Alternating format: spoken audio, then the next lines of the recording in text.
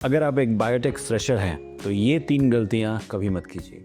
याद रखिए कि आपकी जो डिग्री है वो आपकी स्किल नहीं है और आपके फ्रेंड के पास भी वही डिग्री है, तो आपका स्किल सेट ही सब कुछ है। तो सिर्फ डिग्री पर भरोसा मत कीजिए, स्किल्स चाहिए, स्किल्स को सीखने की कोशिश कीजिए।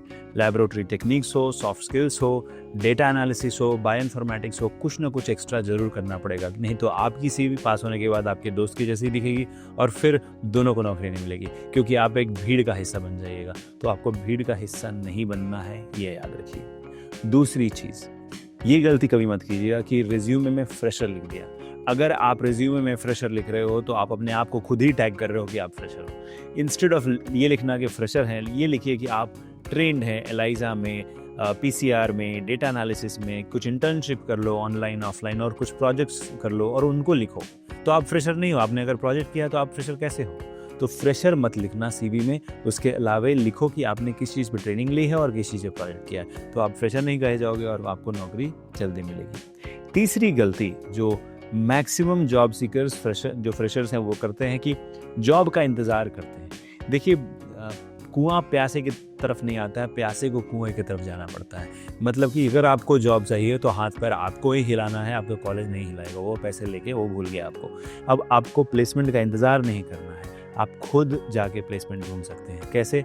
आप बायोटेक्निका पर सब्सक्राइब हो जाइए, हमारी न्यूज़लेटर को पढ़िए डेली, उसमें लाखों जॉब्स हर साल पोस्ट किए जाते हैं, उसको देखिए, किस टाइप की रिक्वायरमेंट है उसके हिसाब से अपने स्किल सेट को बढ़ाइए और फिर जाके अप्लाई कीजिए, आपको नौकरी ज़रूर मिलेगी। और इसके अलावा रिसर्च पेपर अगर आप पब्लिश कर सकते हैं तो वो ज़रूर कीजिए। कुछ टेम्प्रेरी प्रोजेक्ट, कॉन्ट्रैक्चुअल प्रोजेक्ट्स में आप पार्टिसिपेट कर सकते हैं। अगर कुछ नहीं मिल रहा है तो बायोटेक्निका पर भी बहुत सारे प्रोजेक्ट्स आती रहती है जो कि फंडेड और नॉन फंडेड प्रोजेक्ट्स है, आप उसमें भी पार्टिसिपेट कर सकते हैं। तो इस तरीके से आप आगे बढ़ सकते हैं।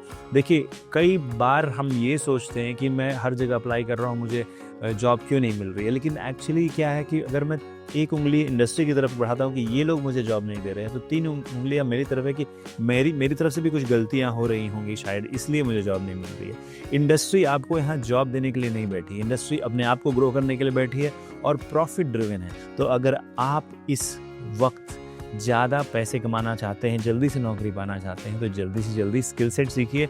जब आप बैचलर्स या मास्टर्स में हैं उसी समय सीख लीजिए, नौकरी ज़रूर मिलेगी। और जो लोग कमेंट में लिखते हैं नौकरी नहीं है, वो पढ़ाई के टाइम पे पढ़ते नहीं हैं और अब यूट्यूब के वीडियोज़ के नीचे कमेंट करते हैं कि नौकरी नहीं मिल रही। अगर आपने सही ढंग से पढ़ा है तो नौकरी ज़रूर मिलेगी। All the best.